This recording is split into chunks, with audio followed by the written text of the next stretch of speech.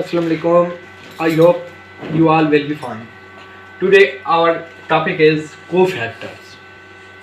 हम देखते हैं कोफैक्टर क्या होते हैं। मैंने बताया था कि इंजाइम प्रोटीन इन नेचर होते हैं, ठीक है जी। जो नॉन प्रोटीन पार्ट होता है इंजाइम का उन्हें हम कहते हैं जी cofactor. Enzymes contain non protein part called the cofactor. They are essential for proper functioning of enzyme. उसके बाद है जी फंक्शंस ऑफ कोफैक्टर। कोफैक्टर्स का काम क्या है? सबसे पहले जी ये एसेंशियल फॉर प्रॉपर फंक्शनिंग, ये मुनासिब पूरा काम करने के लिए ये एंजाइम्स के लिए ज़रूरी होती हैं और ये एक्ट एज ए ब्रिज।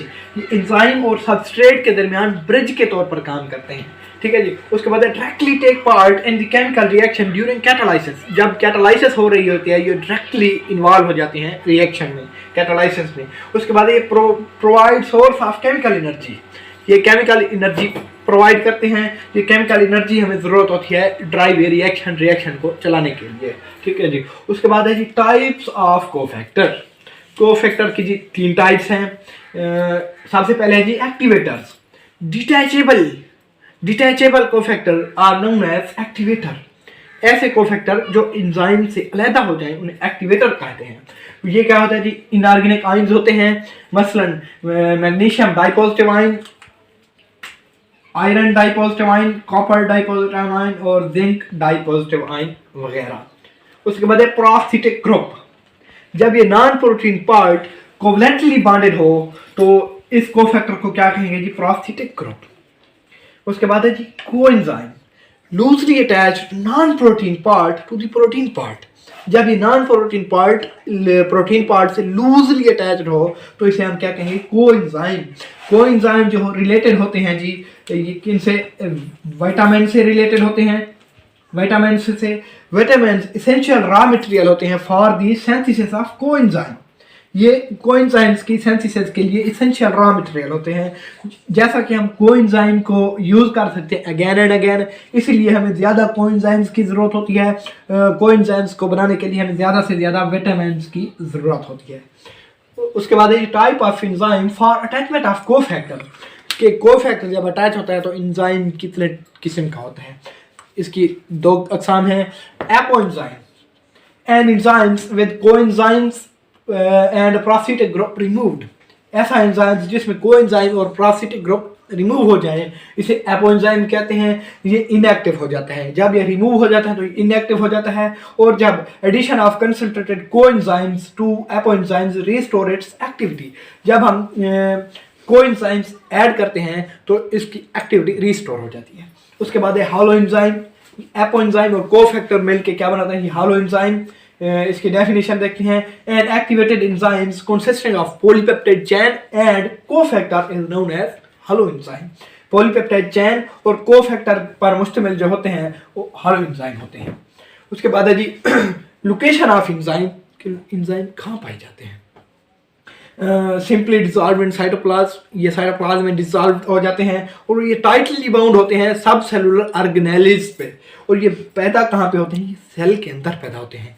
एक बात कि ये जिस जगह पैदा होते हैं उसी जगह या उसके करीब ही ये इस्तेमाल होते हैं, ठीक है जी। For example enzyme of photosynthesis found in the chloroplast.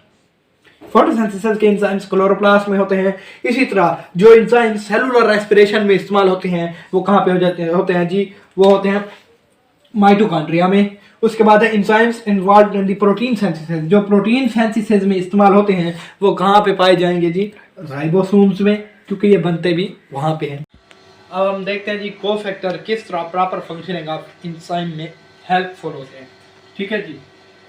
ये देखें जी, ये हो गया एंजाइम मॉलिक्यूल।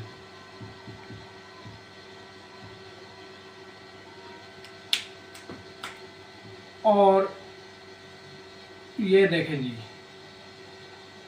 ये हो गया कोफैक्टर।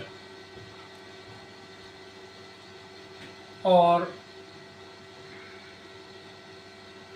ये हो गया सबस्ट्रेट, ठीक है जी। उसके बाद ये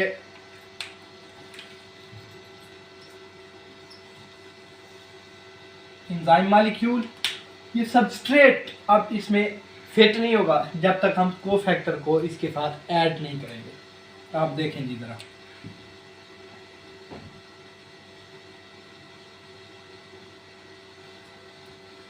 ये इसको मुकम्मल फिट होने के लिए कोफैक्टर की ज़रूरत होती है।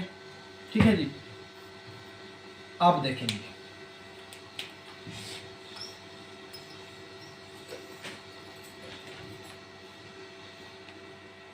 ये कोफैक्टर और